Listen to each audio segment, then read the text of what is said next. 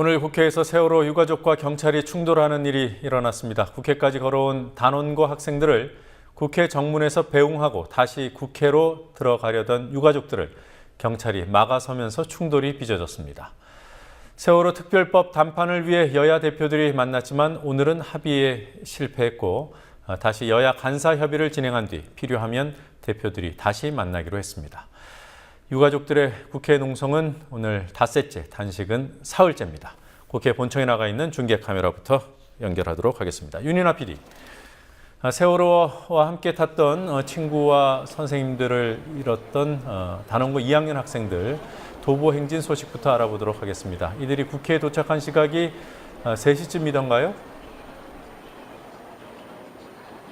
네, 오늘 오후 3시쯤 안산 단원고 학생 43명은 국회에 도착해 농성 중인 유가족들을 만났습니다. 유가족들은 눈물로 학생들을 맞이했습니다.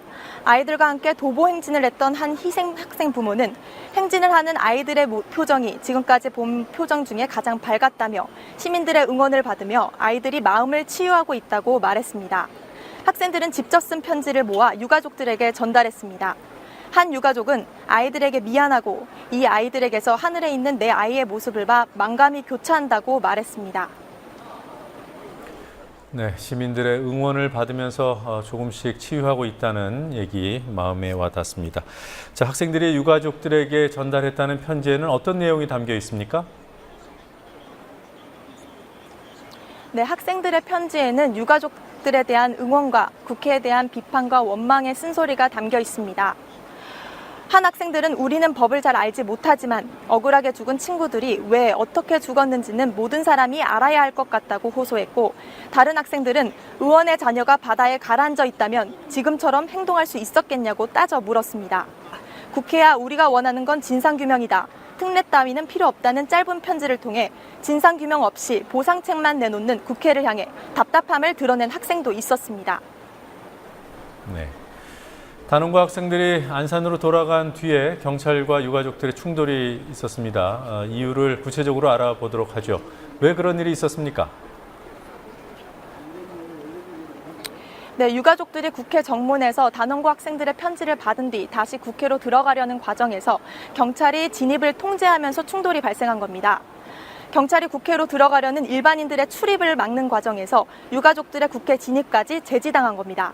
그러자 단식 중인 유가족들은 경찰의 출입 통제에 반발하며 바닥에 누워 항의의 뜻을 전하기도 했습니다. 경찰과의 충돌 중에 단식을 하고 있는 한 유가족은 팔을 다쳐 응급실에 실려가기도 했습니다. 김상철 영등포 경찰서장은 국회 사무총장의 지시로 일반 시민들의 출입을 막았다고 주장했습니다.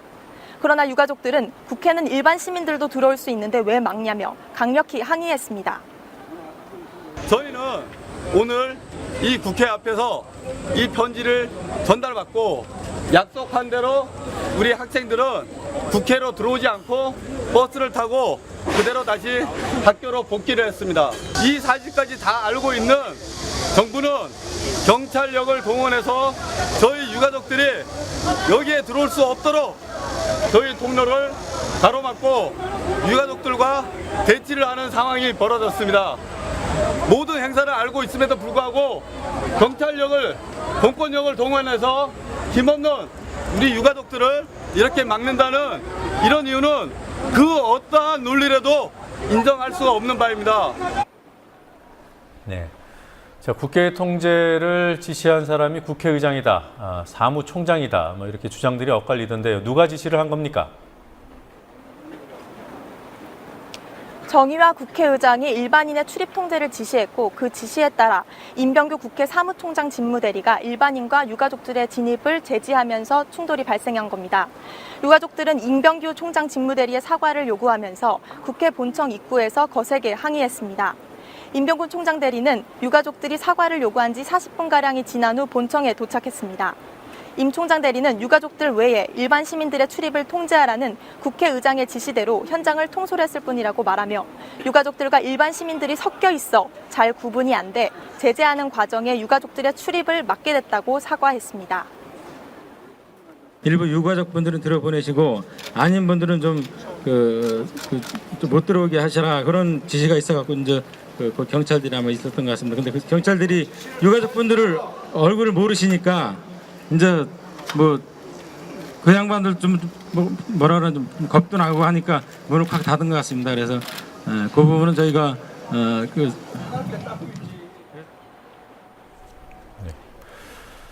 자, 오늘은 여야가 세월호 특별법을 통과시키기로 약속한 날이었습니다. 여야 대표 회담이 합의 없이 끝났던데요. 소득이 전혀 없었던 겁니까?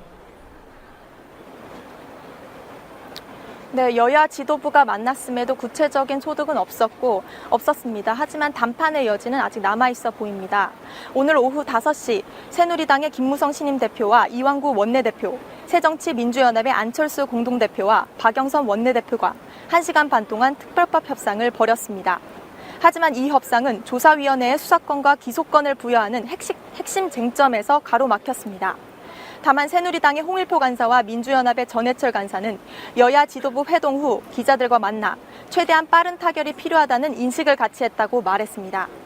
특별법 TF 여야 간사는 협상을 타결하기 위해 밤 9시부터 밤샘 논의에 돌입할 것이라고 밝혔습니다. 자, 유가족들의 반응은 어떻던가요?